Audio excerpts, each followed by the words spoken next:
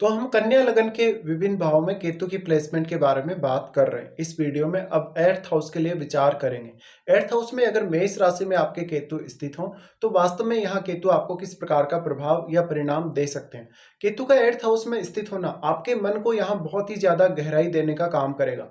यहाँ केतु के स्थित होने से आपको कोई भी प्रकार का रिसर्च वर्क करने या कोई भी ऐसा डीप वर्क करने जिसमें आपका माइंड काफी ज्यादा इन्वॉल्व हो, ऐसे कार्यों में सफलता जरूर मिल सकती है। इस प्रकार का केतु आपको अध्यात्म में या तंत्र मंत्र वगैरह में ज्यादा रुचि दे सकता है साथ में, लेकिन आपको इस हाउस से किसी भी प्रकार का गेन एक्सपेक्ट नहीं करना चाहिए।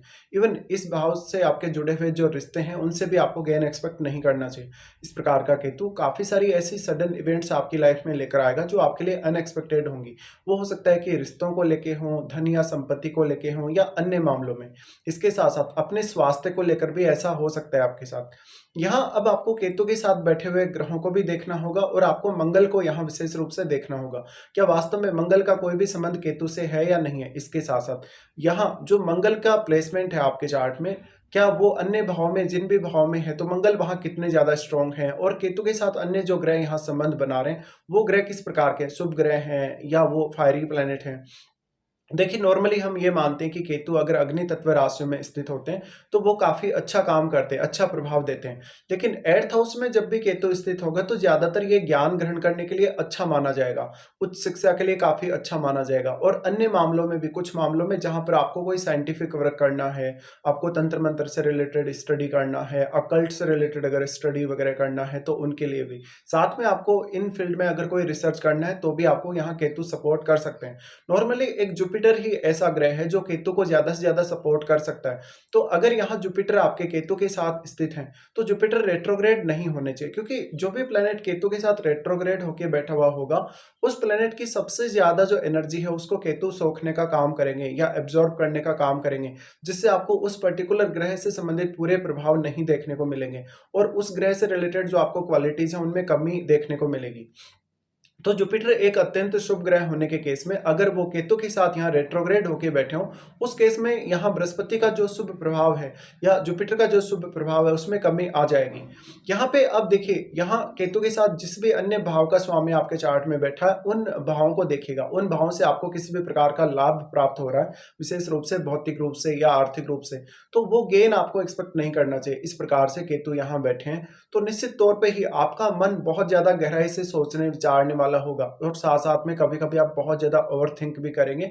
अगर यहाँ पे अब किसी अन्य ग्रह का, जैसे शनि जैसे ग्रह का प्रभाव है, तो आपके मन में थोड़ा भय भी उत्पन्न होगा। इसके साथ साथ आपको एर्थ हाउस से जुड़े हुए रिश्तों से डील करने में बहुत ज्यादा कठिनाइयां होंगी। हो सकता है कि पार्टनर की फैमिली से आपका उतना अच्छा अंडरस्टैंडिंग ना हो, पार्टनर की फैमिली से आपको काफी ज्यादा कंफ्यूजन क्रिएट हो रहा हो और अन्य मामलों में भी आपका कुछ ऐसा होगा, क्योंकि एर्थ हाउस है वो अन्य लोगों का पैसा, अन्य लोगों का धन है, या एर्थ हाउस है वो काफी ज्यादा सडन है, वो बहुत ज्यादा अनएक्सपेक्टेड भी है। इसलिए यहाँ से जो कुछ भी आपको मिलेगा वो अनएक्सपेक्टेड तरीके से ही मिलेगा और आपने जो भी अपेक्षाएं इस एर्थ हाउस से लगा रखे हैं हो सकता है कि वैसा आपकी लाइफ में ना हो। इसके साथ साथ अपने स्वास्थ्य पर भी आपको विशेष ध्यान देना होगा। अगर चंद्रमा यहाँ केतु के साथ बैठे तो आपको स्पिरिचुअलिटी की तरफ जाने, तंत्र मंत्र में रुचि रखने में ज्यादा फायदा मिल सकता है। इस प्रकार के केतु हैं तो आपकी लाइफ में वो धन स्रोतों को काफी ज्यादा प्रभावित करेंगे, साथ साथ में धन को मैनेज करने और सही निर्णय लेने के मामले में भी आपको केतु का प्रभाव देखने को मिलेगा। इस वजह से हो सकता है कि आप कोई अनएक्सपेक्टेड थिंकिंग रख के और कुछ ऐसा इन्वेस्टमेंट कर दे जहां पर आपको कोई बहुत बड़ा नुकसान हो जाए, तो आपको ऐसे मामलों से जरूर यहाँ सावधानी रखनी चाहिए। केतु यहाँ बैठे हैं तो आपका विवाह होने के पश्चात आपके जीवन साथी के साथ रिश्ते के लिए केतु उतना अच्छा नहीं कहा जा सकता। एर्थ हाउस वो काफी ज्यादा गुप्त है, तो आपको जो भी धन गुप्त स्रोतों से प्राप्त होता है, गुप्त तरीके से आपको कोई भी ज्ञान प्राप्त होता है, वो उन सब मामलों में केतु फिर भी अच्छा परिणाम यहाँ दे सकते हैं।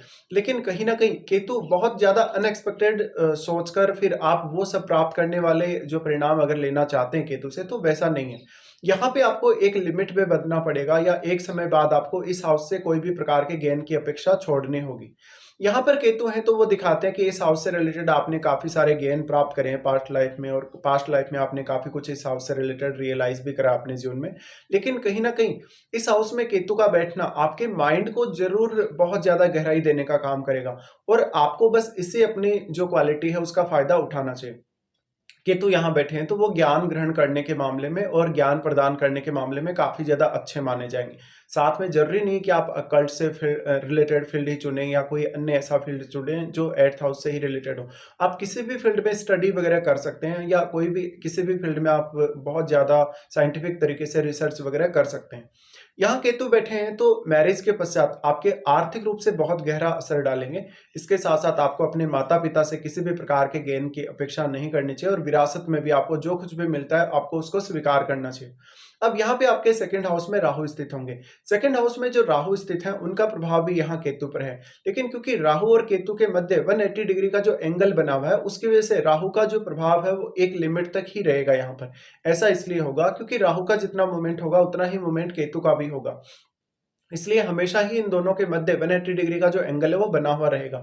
इसलिए अब राहु के साथ जो बैठा हुआ ग्रह है वह आपको केतु को और केतु के साथ बैठे हुए ग्रह को ज़्यादा प्रभावित कर पाएगा। इसलिए आपको राहु के साथ बैठे हुए ग्रह पर विचार अवश्य करना चाहिए।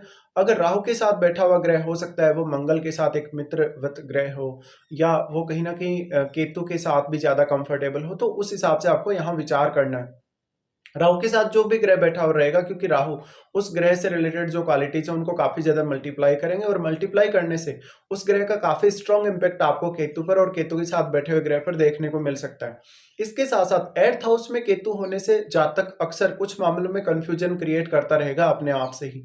साथ में वो कुछ ऐसी अनएक्सपेक्टेड चीजें करेगा अपनी लाइफ में जो उसके लिए काफी ज्यादा सडन होंगी और कभी कभी इस प्रकार का जो जातक होता है काफी ज्यादा लॉस कर लेता है अपने पैसे का। वो गुप्त तरीके से कहीं भी इन्वेस्ट करने वाला हो सकता है। तो यहाँ पे आपको लॉटरी वगैरह, सट्टा वगैरह या इस प्रकार के जो भी गेन है उनसे दूर रहना चाहिए। केतु अगर यहाँ बैठे हैं तो ज्यादा से ज्यादा आप इसका जो प्रयोग है स्टडी में कर सकते हैं। कोई भी प्रकार के आप अगर स्टडी कर रहे हैं तो बहुत ज्यादा गहराई में जाने में आपको केतु मदद कर सकते हैं। केतु के साथ आप देखिएगा अन्य कोई भी भाव का स्वामी आपके चार्ट में बैठा हुआ होगा, उस भाव से भी आपको इसी प्रकार की अपेक्षाएं रखनी चाहिए। उस भाव से भी आपको किसी भी प्रकार की कोई बहुत बड़ी अपेक्षा धन संपत्ति के मामलों में नहीं रखनी चाहिए। साथ में उस हाउस में जहां पर आपके केतु बैठे हैं यानी आपके 8th हाउस में आपके किसी भी अन्य भाव का स्वामी बैठा है तो उस हाउस का प्रयोग करके 8th हाउस का प्रयोग करके आप इस दूसरे भाव से संबंधित कुछ परिणाम जरूर प्राप्त कर सकते हैं। लेकिन यहाँ पर आपको केतु को भी फिर ध्यान में रखना होगा। तो केतु के साथ अगर कोई भी फायरी प्लैनेट बैठेगा, जैसे अगर मंगल जैसा ग्रह यहाँ बैठेगा, तो वो आपको और भी ज़्यादा सपोर्ट करेगा आपके 8th हाउस से जुड़े मैटर्स में। लेकिन रिश्तों के लिए फिर यहाँ उतना अच्छा नहीं होगा मंगल। अगर मंगल यहाँ रेट्रोग्रेड होके बैठे, तो वो और भी ज़्यादा फायरी प्रभाव बढ़ा देगा। इसलिए आपके रिश्ते में आपको डिटैचमेंट का सामना करना पड़ेगा या आपके जीवन साथी के साथ आपको अलगाव उत्पन्न होगा। और इवन माता-पिता से और आपके इन-लॉज़ के साथ भी आपको काफ़ी सारे इश्यूज़ रहेंगे। इसी तरीके से अगर यहाँ कोई भी शुभ ग्रह बैठेगा, शुभ ग्रह बैठने के केस में भी केतु उस ग्रह से संबंधित गुणों को सोखने का काम करेंगे या कम करने का काम करेंगे, जिससे आपके उस ग्रह से रिलेटेड जो प्रभाव है उनमें कमी आ सकती है। और उस ग्रह से संबंधित आप अगर कोई भी काम कर रहे हैं लाइफ में, तो वो प्रभाव लाने के लिए आपको फिर ज्यादा मेहनत करनी पड़ेगी। तो यहाँ का केतु बहुत ही ज्यादा सीक्रेट है और बहुत ही ज्यादा अनएक्सपेक्टेड भी है। इसी तरीके से अब आपको ये देखना पड़ेगा कि केतु के साथ वास्तव में आपके चार्ट में कौन से ग्रह का स्वामी बैठा है। जिस भाव का भी आपका स्वामी बैठा है आपके चार्ट में, हो सकता है कि सेकंड हाउस का स्वामी बैठा हो, थर्ड हाउस का स्वामी बैठा हो, उस हाउस से आपको गेन प्राप्त करने के लिए, किसी भी प्रकार का ज्ञान प्राप्त करने या कोई भी प्रकार का लाभ प्राप्त करने के लिए आपको ज्यादा मेहनत करने की आवश्यकता पड़ेगी। साथ साथ में उस भाव से रिलेटेड डिसीजन लेना भी कभी कभी आपके लिए आसान नहीं होने वाला। इसी प्रकार से आपको केतु की महादशा के बारे में भी विचार कर लेना चाहिए। क्या वास्तव में आपको इस जीवन काल में केतु की महादशा है या नहीं है? अगर है तो आपको कौन से जीवन काल में या कहीं न कहीं कौन से एज पीरियड में वो महादशा आपको आ रही है, ये सब आपको देखना चाहिए।